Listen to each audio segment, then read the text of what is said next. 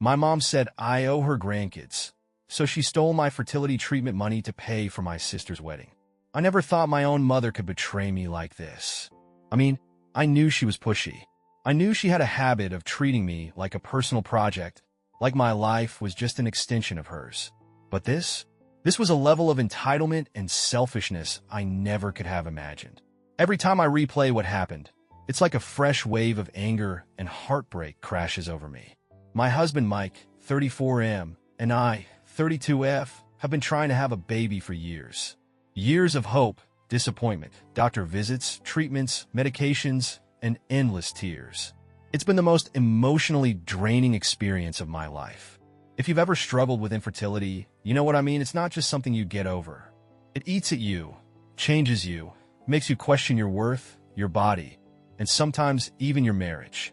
But finally, after so many setbacks, we managed to save up enough for IVF. A whole $20,000 tucked safely away in a separate savings account, untouched, waiting for the moment we were finally ready to start the process that could give us the baby we've dreamed of.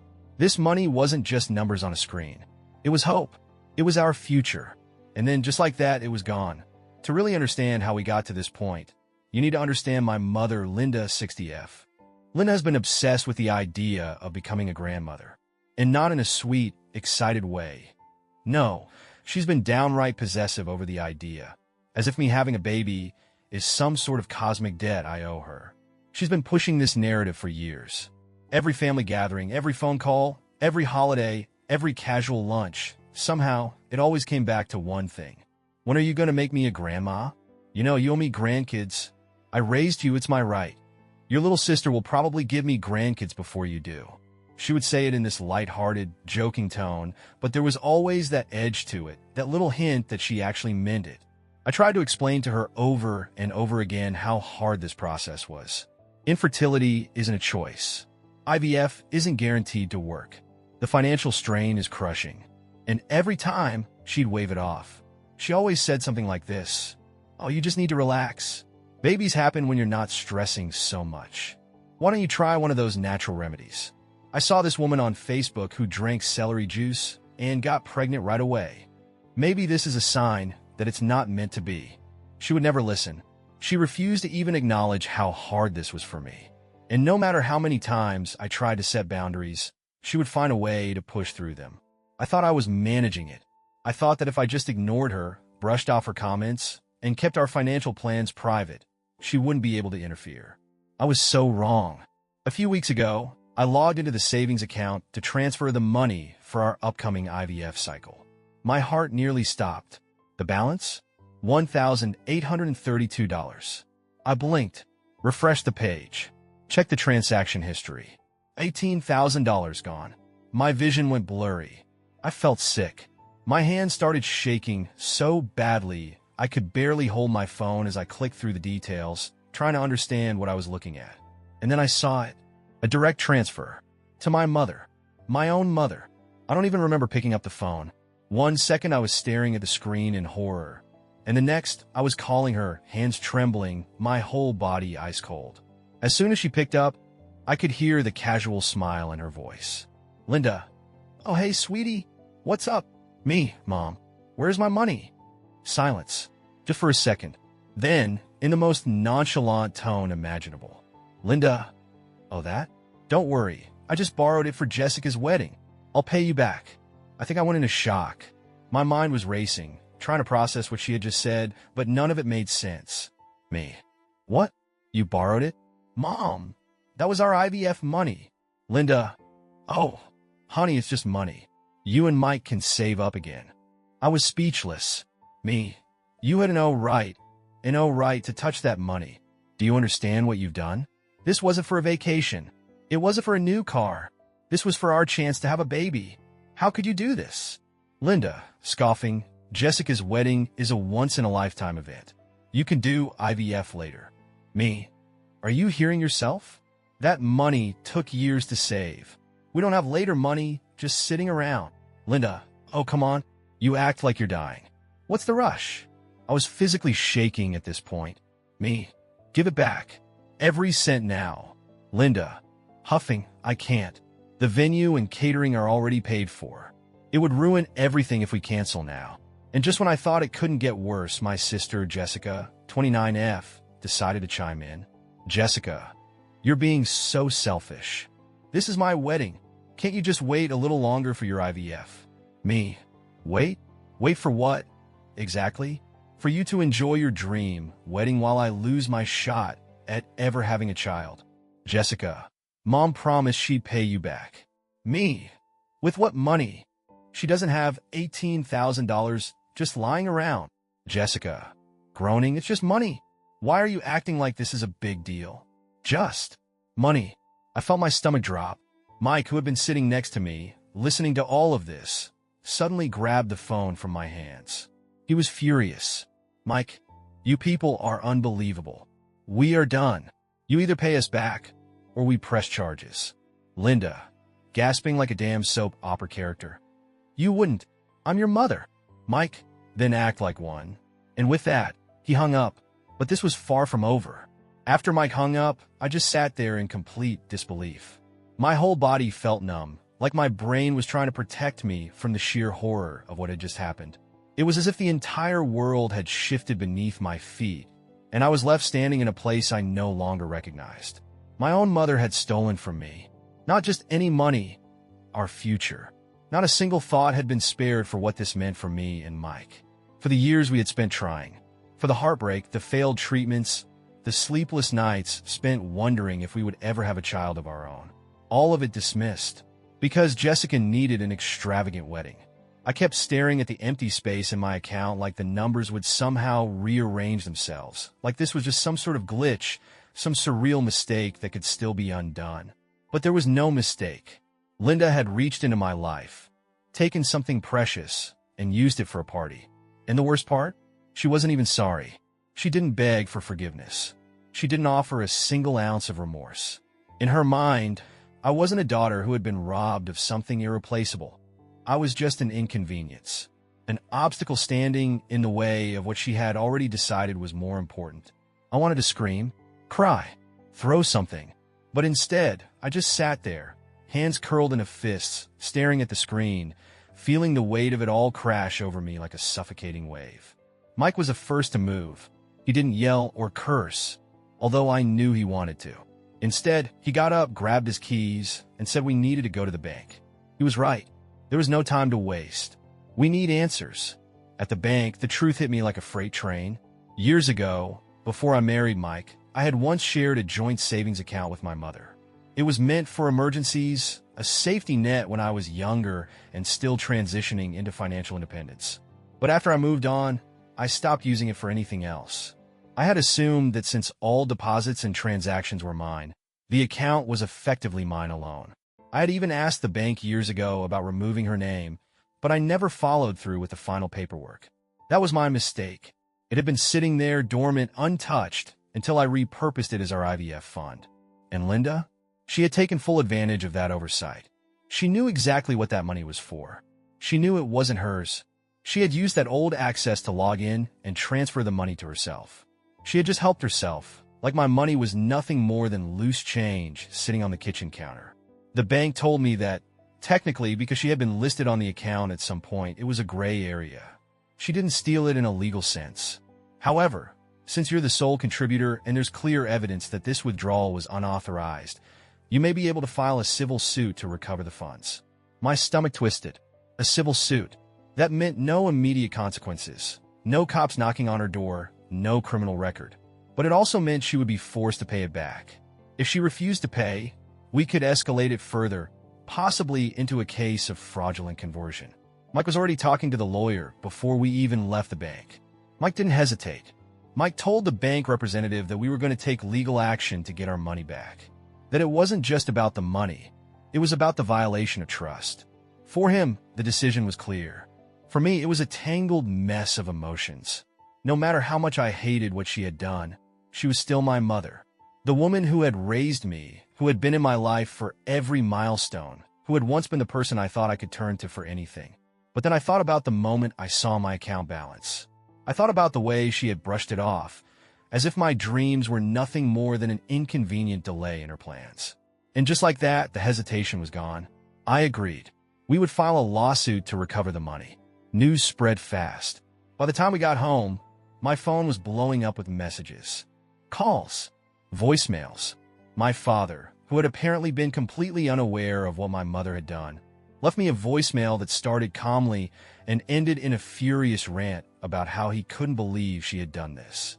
He told me that the moment he found out, he confronted her, demanding to know what she was thinking.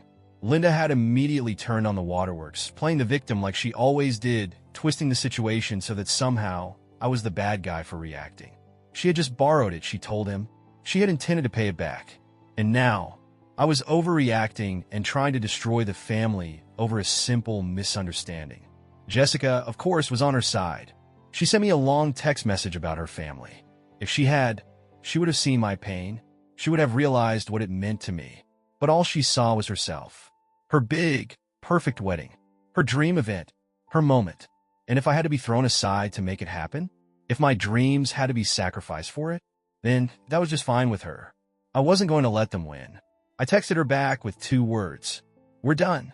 I felt like a damn hurricane was tearing through my life. My entire family had just imploded in the span of a single day. But through all of it, through the rage and betrayal and heartbreak, there was one clear truth. They had made their choice. Now, I was making mine, and I was going to make them regret every second of it. I thought I had braced myself for what was coming, but nothing could have truly prepared me for what happened next. My mother didn't just take the theft lightly, she weaponized it. I had expected anger, maybe even desperation. What I didn't expect was a full-blown smear campaign against me. The day after the charges were filed, my phone blew up. Calls, texts, voicemails, some from family, some from mutual friends, some from numbers I didn't even recognize. At first, I ignored them. I didn't have the energy. I was barely holding myself together, constantly swinging between rage and grief, between righteous fury and crushing guilt. Then I made the mistake of answering one. It was my aunt, my mother's older sister. The moment I picked up, she launched into a tirade, telling me that my mother was inconsolable, that she had been crying for hours, that I had humiliated her in the worst way imaginable. She didn't ask me what happened. She didn't care about my side of the story. All she saw was her sister, the woman who had just been betrayed by her own daughter. She accused me of tearing the family apart. She told me that I was cruel, unforgiving, heartless, that I had gone too far. And then, the real kicker, she told me that, no matter what my mother had done, I should have handled it privately. That filing charges was excessive. That it was my duty as a daughter to protect my mother from legal consequences. I sat there, phone pressed against my ear, stunned into silence. She was actually saying this. She was actually telling me that it didn't matter that my mother had stolen from me, that she had taken away my one chance at having a child, that she had done it without a shred of guilt. The only thing that mattered was keeping the peace. I hung up on her. That conversation was just the beginning. Word spread like wildfire. Before I even had time to process what was happening, I had become the villain of the entire family. Everyone was picking sides, and not in the way I had expected. A few people, mostly distant relatives and family friends, stayed out of it. Some even reached out privately to tell me they understood, that they supported me, that they thought what my mother had done was despicable. But the core family members, the ones who had been there for every holiday, every birthday, every wedding, they turned on me, not because they thought what my mother had done was right, but because I was actually holding her accountable for it. A few others sent long, dramatic texts saying they were disappointed in me, that they never thought I'd be the kind of person to turn against my own mother. And then there was Jessica. I knew she would be furious, but I wasn't prepared for just how far she would go. Jessica didn't just text me. She sent a full-blown essay, paragraphs upon paragraphs of unfiltered rage. She told me that I was ruining her happiness for a few $1,000s. She told me that I was incredibly selfish, that she would never forgive me for putting my own problems ahead of her big day. She actually had the audacity to tell me that if I had any decency left, I would drop the charges immediately. She ended it with a final scathing line. If you go through with this, I will never speak to you again. You'll have no family left. Think about that before you destroy everything. I stared at the message for a long time. She had never been a sister to me. She had never seen me as anything but an extension of herself, A convenient older sibling who was supposed to support her, sacrifice for her, step aside whenever she needed the spotlight. And now that I had finally said no, she was done with me. Good. As all of this was happening, the legal wheels started turning. I met with a lawyer who assured me that I had a solid case. My lawyer presented the case, and soon, Linda was served with legal documents ordering repayment. She claimed she had every right to the money, insisting that, as my mother, she had only borrowed it. But the court didn't see it that way. The evidence was clear. Every deposit into that account had been mine. Linda hadn't contributed a dime in years, and yet she drained it as if she were entitled to it. The court agreed she had no right to that money, and the court was going to make her face the consequences. She wasn't facing jail time, but the lawsuit meant she had no choice. She had to repay what she took. But she was being sued for the full amount. She was legally required to pay it all back, down to the last cent. When she found out, she lost her mind. She called me over and over again, left voicemail after voicemail.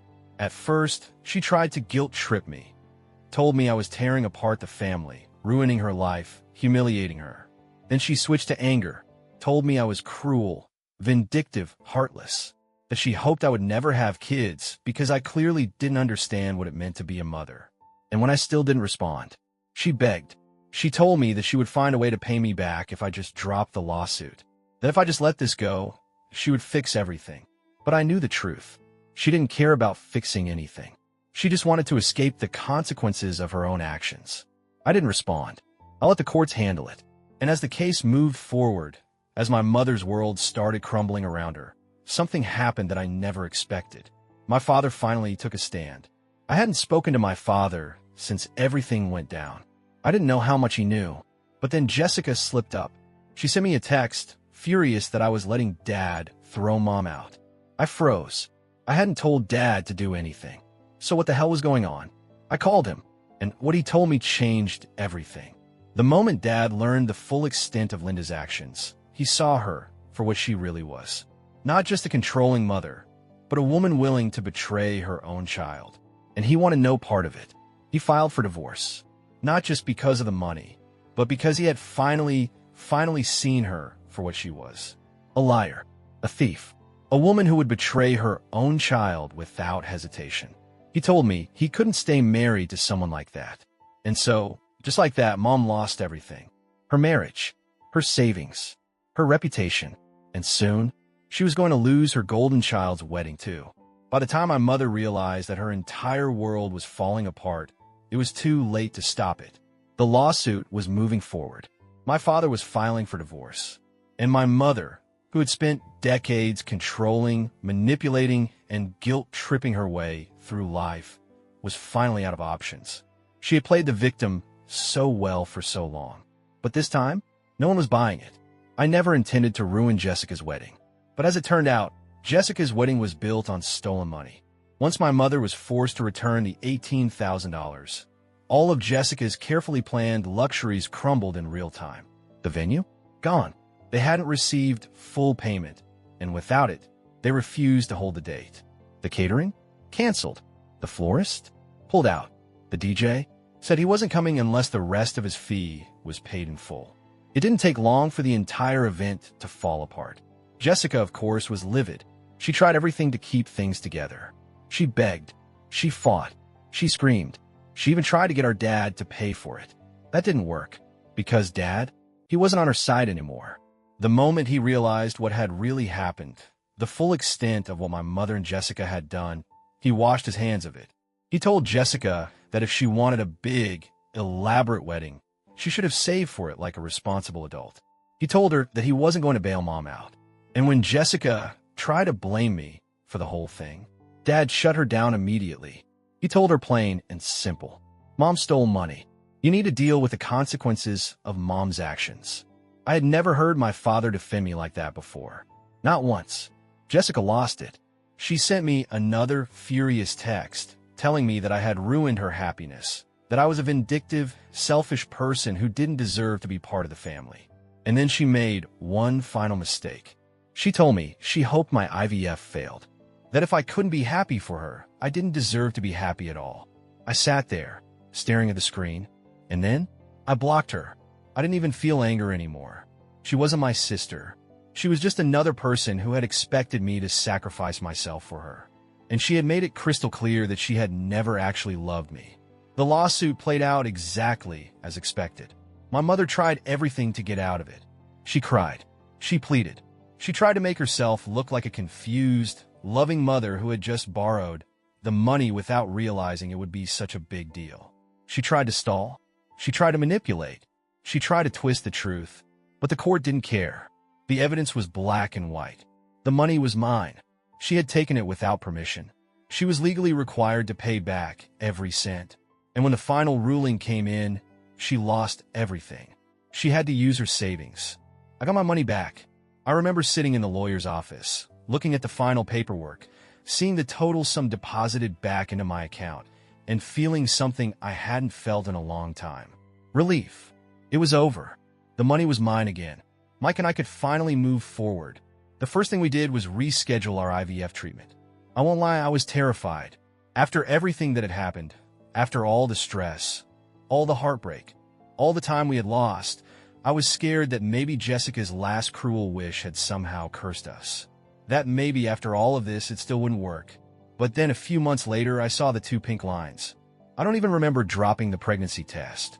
1 second, I was staring at it in disbelief, my heart hammering so hard I thought I might pass out. The next, I was sobbing in Mike's arms. I was pregnant.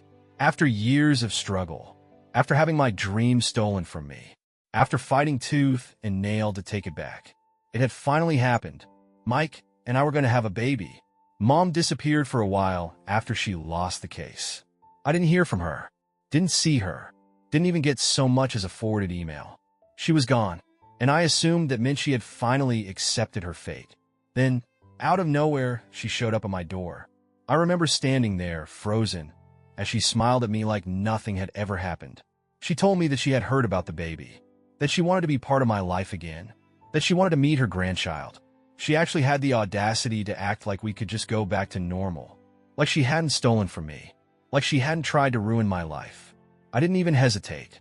I looked her dead in the eyes. And then, I shut the door in her face. I locked it, and I never opened it again. I went no contact with my mother forever. I never spoke to Jessica again. My father? He and I started rebuilding our relationship. Slowly, carefully. And for the first time in my life, I felt like he actually saw me. Jessica's marriage fell apart within a year. I heard through the grapevine that her husband eventually left her, sick of the constant entitlement, selfishness, and bitterness. And my mother? She faded into irrelevance. She lost everything. She tried for a while to play the victim, but no one cared anymore, because the truth was out. Everyone knew what she had done, and no one, not even her old enablers, wanted to be around her anymore. Meanwhile, Mike and I welcomed a beautiful, perfect baby girl. And when I held her for the first time, feeling her tiny fingers curl around mine, I knew I had made the right choice. And I had chosen the family that truly mattered. And I have never, not for a single second, regretted it.